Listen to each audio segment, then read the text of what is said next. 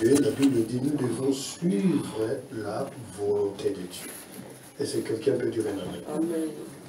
Quant à notre victoire, à notre réussite, tout ce que nous voulons entreprendre, dans tous les domaines où nous voulons vivre une élévation particulière, où nous voulons vivre une vie de gloire, nous sommes obligés de se soumettre à la volonté de Dieu.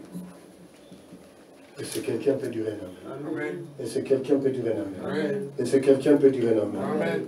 L'homme doit demander à Dieu de l'aider à faire sa volonté. Nous devons demander cela à Dieu. Nous devons prier, supplier Dieu, aide-moi à comprendre ta volonté. Car ma vie dépend de cette volonté-là. Ma vie dépend de cette volonté. Que je le refuse ou que je ne l'accepte pas, je suis obligé de me prosterner si je veux vivre une élévation dans ce monde de vivants. Et la plus grande élévation, c'est d'aller à la vie éternelle. Le psaume 143, verset 10, bien.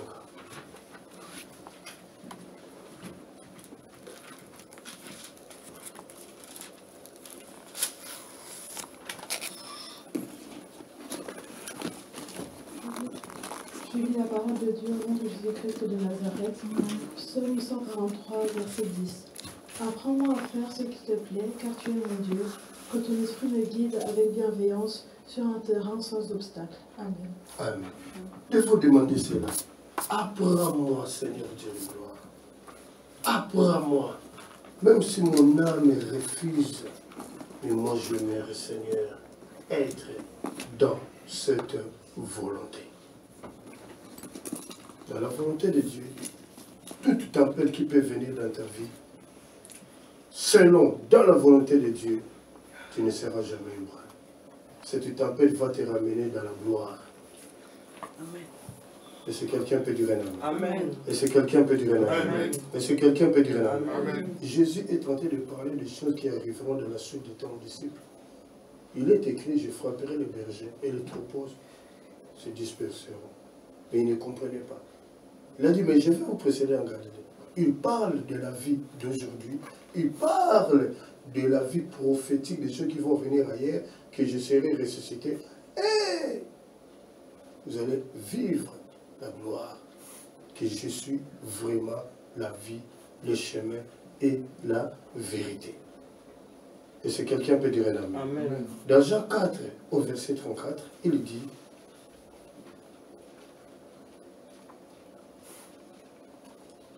Jésus leur dit, ma nourriture est de faire la volonté de celui qui m'a envoyé. Lis ça bien, on commence par le verset 31.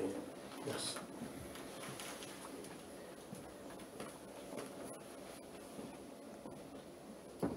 Je lis la parole de Dieu au nom de Jésus-Christ de Nazareth, Jean 4, verset 31 à 34. Pendant ce temps, les disciples priaient Jésus de manger. Maître, mange quelque chose, disait-il. Mais il leur répondit, j'ai à manger une nourriture que vous ne connaissez pas. Les disciples se demandèrent alors les uns aux autres, quelqu'un lui a-t-il apporté à manger? Jésus leur dit, ma nourriture c'est d'obéir à la volonté de celui qui m'a envoyé et d'achever le travail qu'il m'a confié. Amen. Amen. Jésus fait son ministère, porté par le Saint-Esprit, pas emporté par la chair, pas emporté par les sentiments de ce monde. Et c'est là le Saint-Esprit, la petite voix douce.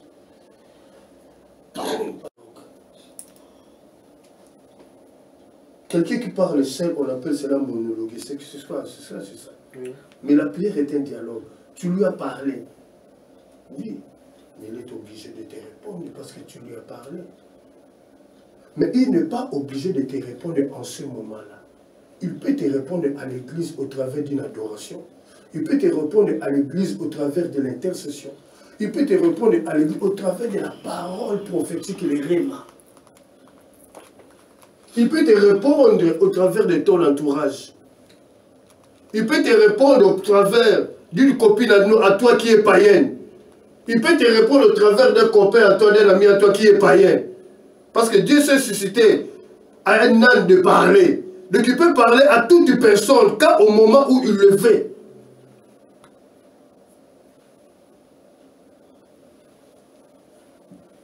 Des fois, on nous a enseigné les choses dans nos pères spirituels, des choses que peut-être eux-mêmes ne veulent pas maîtriser, compris. Que Dieu ne peut pas parler au travers des païens, mais qui vous a dit cela? Quand il a dit, je vais susciter les pierres, c'est quoi? Il peut parler à n'importe qui. Balaam le prophète ne voit pas que l'ange était devant. Et c'est l'ange qui a parlé. Mais dis donc, si Dieu veut parler, il peut utiliser tout le monde sur ton chemin pour répondre à ta prière. Est-ce que quelqu'un comprend ce que nous sommes? Amen. Même dans le lieu de travail, même dans les transports en commun, il est capable. Même quelqu'un peut t'appeler, de parler de tout, vous parlez de la politique, de tu sais qu'elle dit. Après, il y aura une parole prophétique qui se traite dans la bouche de la personne qui t'a appelé. Et ça sera la réponse. Parce que nous sommes distraits. Et c'est là que nous loupons beaucoup de choses.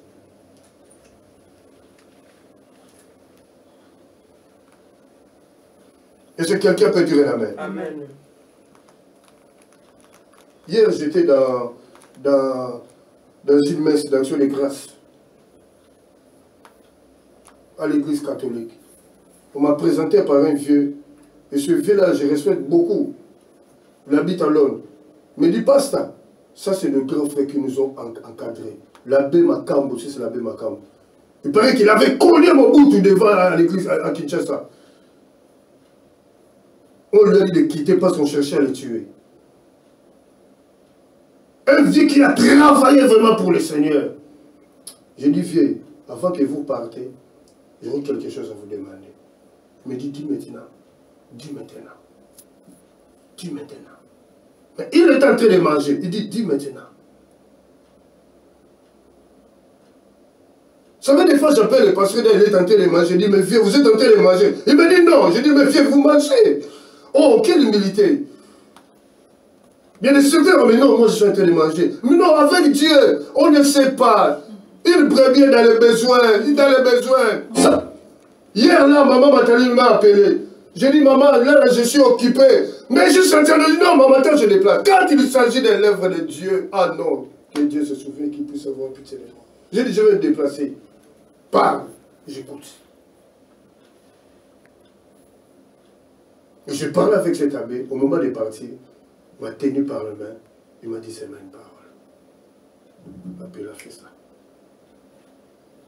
Vous savez, quand je suis retourné à la maison, j'ai dit, béni soit l'Éternel. Très tôt le matin, j'entends quelqu'un me dire, je suis venu changer ton nom. Je suis venu changer ton nom. C'est la fois que c'est tout ce que j'ai entendu. Je suis venu changer ton nom. Parce que ton nom tient une étiquette d'humiliation, de souffrance, de la pauvreté. Mais je vais changer ton nom maintenant. Et quand Dieu change mon nom, ce n'est pas seulement moi, c'est qu'il change le nom de l'arche de l'Éternel. Change le nom de l'arche de l'Éternel. Si je réussis avec vous. Amen. Si j'échoue, je suis avec vous. Comme injuré, c'est vous qu'on injure. Quel pasteur protestant parler à langue va dire que Dieu ne peut pas parler par la bouche d'un abbé? Un vieux, il a travaillé toute sa vie pour Jésus, il continue de travailler. Il était jeune, il a cogné mon bout le maréchal à l'église catholique. Quel pasteur protestant le parler à langue à Kinshasa au Congo qui connaît le président de la République, le gouvernement? Qui connaît? Mais ils sont là pour critiquer. Je n'ai pas peur de citer, comme ce Moukouna là, en train de critiquer l'abbé. L'abbé, il a les masters en théologie. Il est docteur en théologie dogmatique que lui-même Moukouna n'a même pas étudié. Tu vas injurer un homme comme ça. Et puis il dit Amen. Si je dis des bêtises, ne dis pas Amen. Veut dire, nous acceptons ce que toi tu dis, parce que ça vient de Dieu. Ne dis pas Amen pour me faire plaisir. Ça, c'est ce que moi je prêche. Je préfère dire la vérité, être sauvé avec vous au ciel, que nous allons en faire tous. Amen. Non.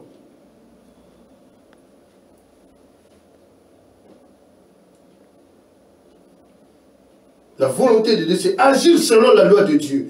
Quand tu agis selon la loi de Dieu, quand tu pratiques la loi de Dieu, quand tu manges la loi de Dieu, quand tu bois la loi de Dieu, quand tu dors avec la loi de Dieu, c'est que tu es dans la volonté de Dieu. Alors rien ne peut t'arrêter, tu peux manger avec le plus grand sorcier du monde. Jamais il ne peut t'avaler. Parce que lui-même qui aura d'abord peur de toi. Parce qu'en te regardant, il va voir quelque chose sur ton visage.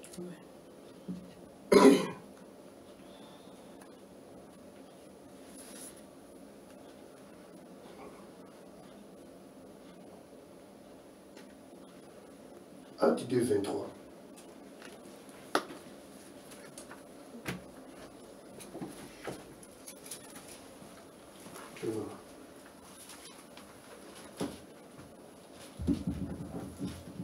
Je lis la parole au nom de Jésus-Christ de Nazareth, Acte 2, 23.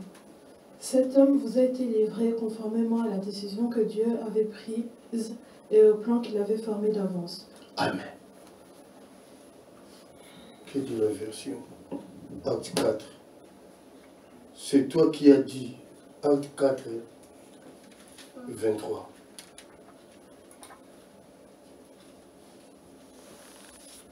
Non, acte 2, 23, maman, pardon. Acte 2, 23. Merci. Acte 2, 23. Jésus-Christ a été livré selon la préscience de Dieu. Et c'est quelqu'un peut dire un amen. La préscience de Dieu. Vous savez, nous prophétisons en disant ainsi parle l'Éternel. Mais Jésus, lorsqu'il prophétisait, il disait ainsi parle l'Éternel. Il disait la vérité. Mais nous prophétisons l'ainsi dit l'Éternel. Mais lui, lorsqu'il prophétisait, c'est la vérité qui parle au travers de la prophétie qui est dans la vérité. La préscience de Dieu.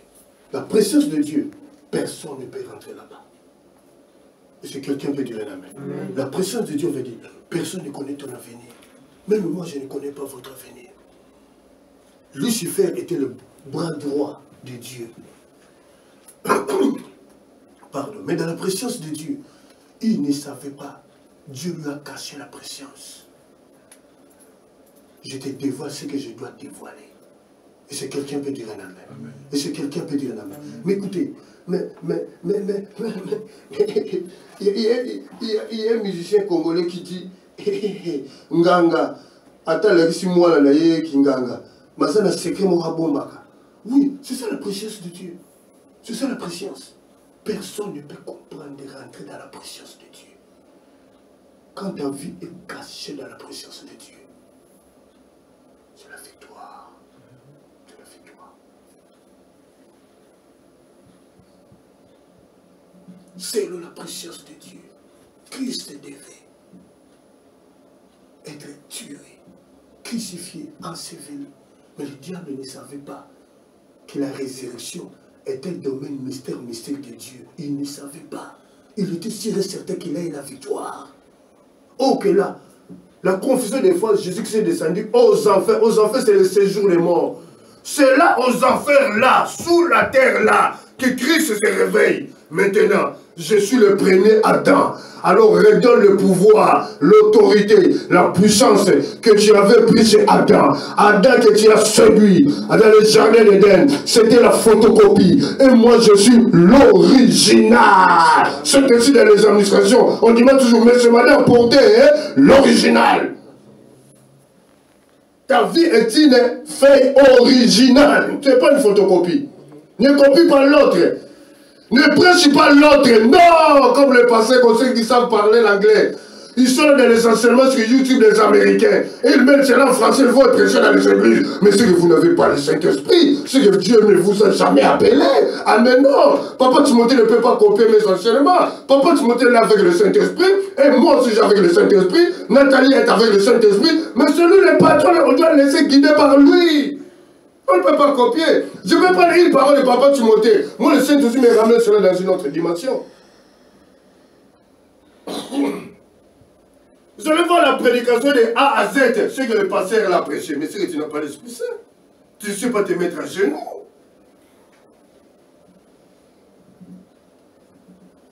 Est-ce que quelqu'un peut dire un amen? Amen. Acte 4.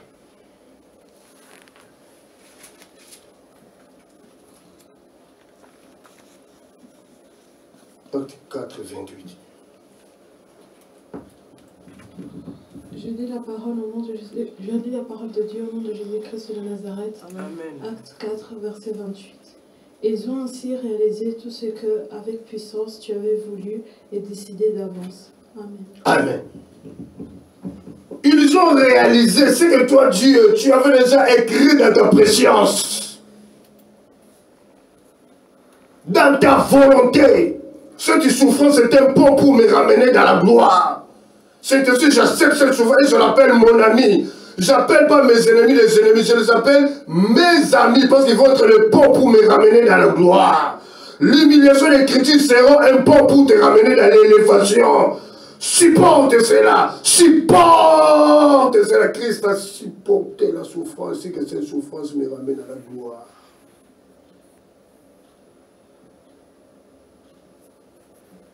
Je suis en train de combattre entre la grippe.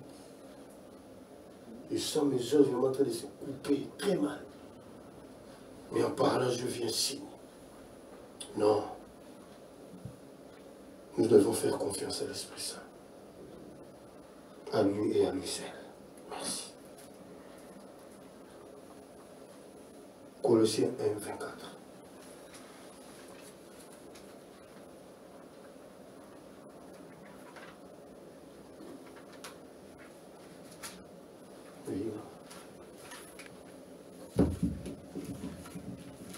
Je lis la parole au nom de Jésus-Christ de Nazareth.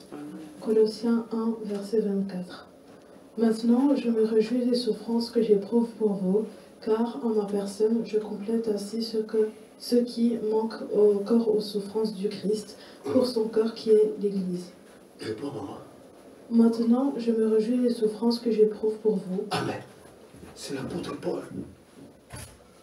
Il dit, je me réjouis. Je me réjouis de la souffrance. Je me réjouis. Il s'est réjoui de la souffrance. Vous savez, lorsqu'il a écrit ses épîtres, Philippiens, Colossiens, tout, beaucoup d'épîtres, Paul était emprisonné. Quand il a dit, je vous le dis, réjouissez-vous dans le Seigneur, je vous le répète, réjouissez-vous toujours. Il n'était pas sur la table du roi. Il était en prison. Comme ce verset, il dit, je me réjouis de la souffrance. Ce que Christ n'a pas achevé à la croix. Maintenant, c'est mon corps, Paul, qui achève cela.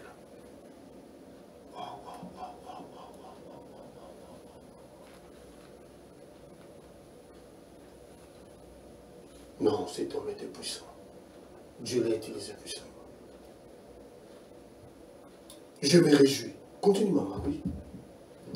Car en ma personne, je complète ainsi ce qui manque encore aux souffrances du Christ. À ma personne, je complète. Quand les loyers de l'église ne sont pas encore payés, qui souffre? C'est Védoki le système qui souffre. Dans ma chair, je suis en train de comploter, de compléter la souffrance de Christ à la croix.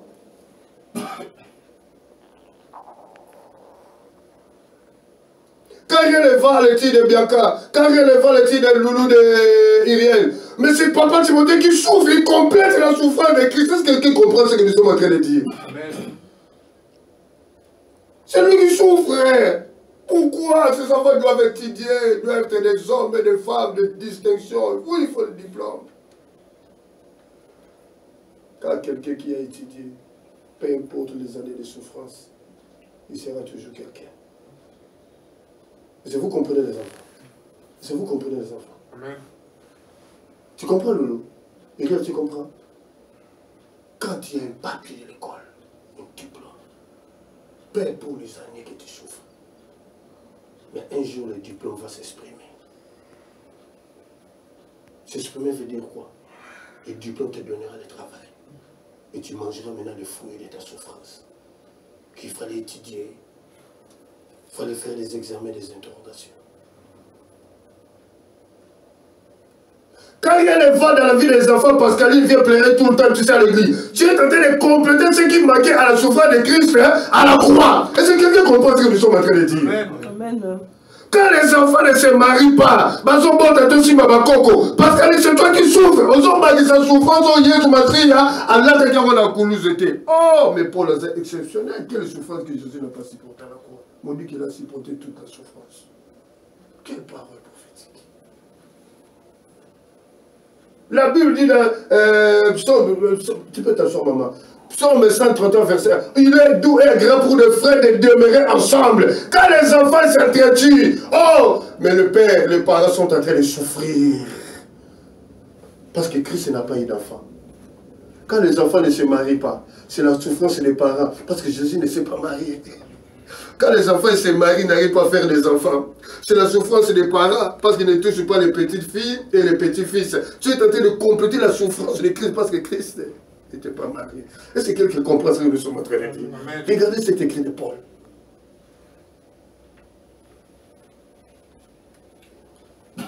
Non, cet homme Dieu l'a dit, c'est pour ça. Des anciennes instructions que les Romains ont dit le principal sacrificateur. C'est les gens sans instruction. Sans instruction. Les hommes qui n'ont pas étudié. Mais ils sont en train de dévoiler le mystère de la gloire de Dieu. Mais nous ne pouvons pas oublier.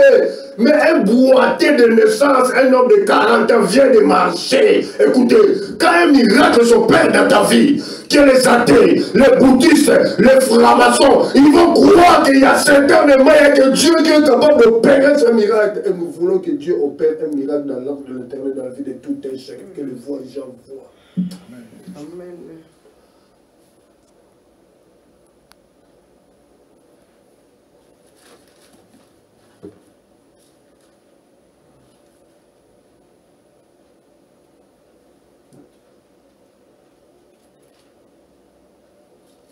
En venant, je conduisais, je priais. Quand j'étais en train de prier, si moi je priais, je faisais les pas dehors, je priais. Et une parole du Saint-Esprit parlait dans mon esprit.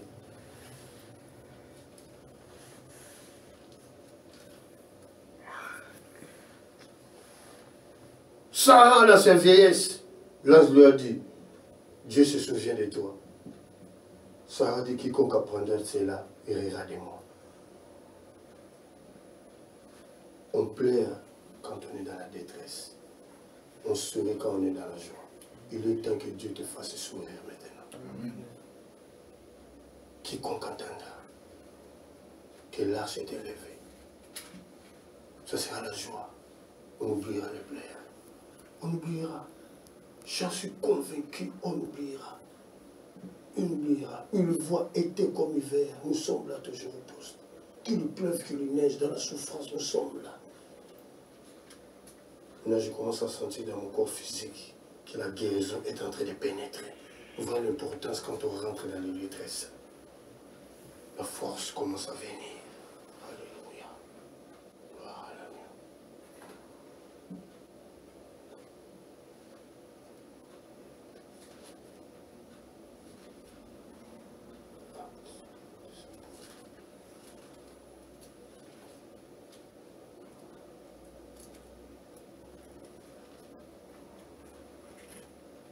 Acte 4, bien qu'à 13. On va finir.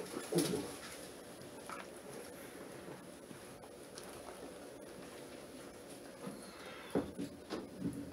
Je lis la parole au nom de Jésus, la parole de Dieu au nom de Jésus-Christ de Nazareth.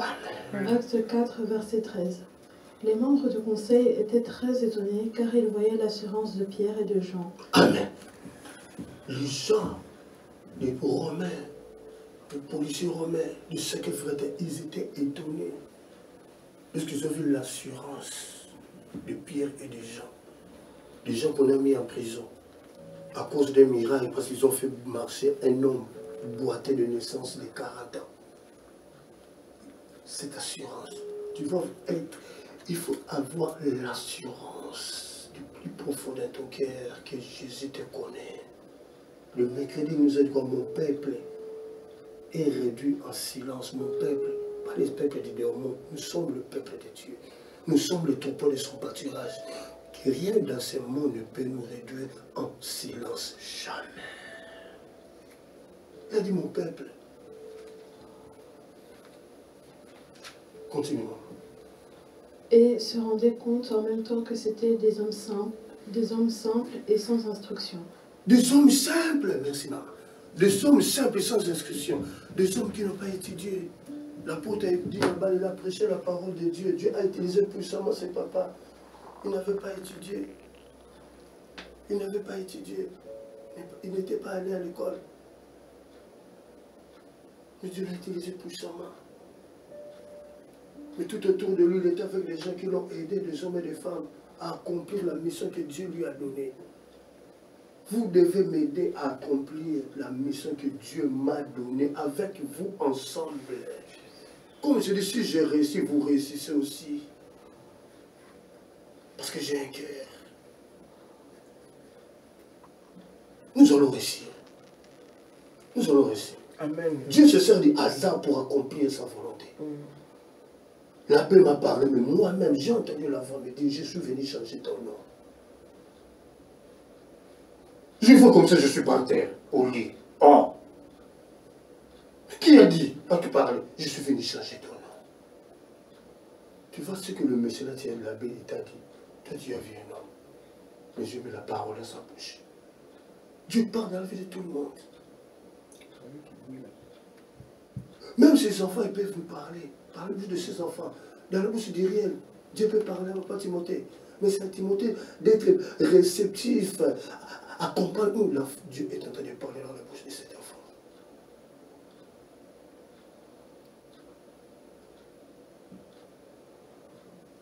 Un miracle a été opéré. Quand Dieu change les noms, il change ton nom. Il veut dire quoi? Il vient enlever l'humiliation. Il vient t'élever maintenant. Il vient te donner l'honneur. Il vient te donner la valeur. Si Dieu donne la valeur, personne ne peut te dévaloriser.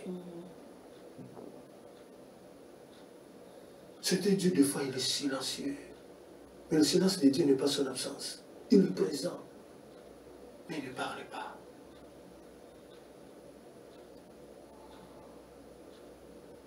De Malachie à Matthieu, c'était le silence de Dieu.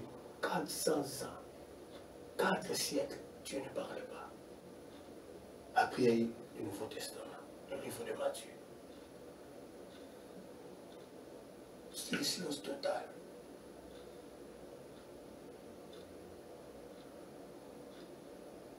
Alors, pour conclure et finir, apprenons, même si c'est dur, mais nous n'avons pas le choix. Nous n'avons pas le choix. Nous sommes obligés, que tu aies la carie dentaire ou pas, tu es obligé de brosser ta bouche. Nous sommes obligés de se prosterner à la volonté de Dieu. Si tu ne brosses pas le matin, quand tu parleras, tu seras désagréable. Dès que tu ouvres la bouche, les gens vont fuir ton odeur qui sortira de ta bouche. C'est ça, c'est comme la volonté de Dieu. Nous sommes obligés de se prosterner à la volonté de Dieu pour être des hommes de valeur, des femmes de valeur. Nous sommes obligés. Mais une seule condition, apprenons à se mettre à genoux, enlevons les sentiments humains.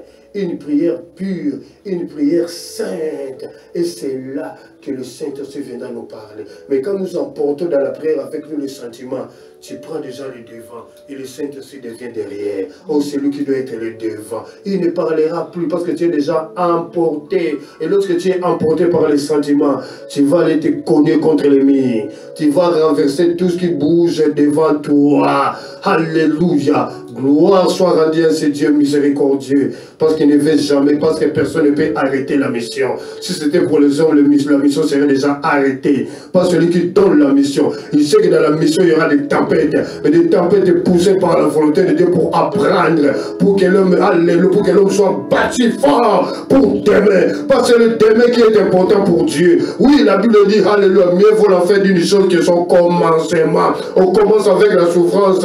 Mais la fin là, ça sera l'élévation.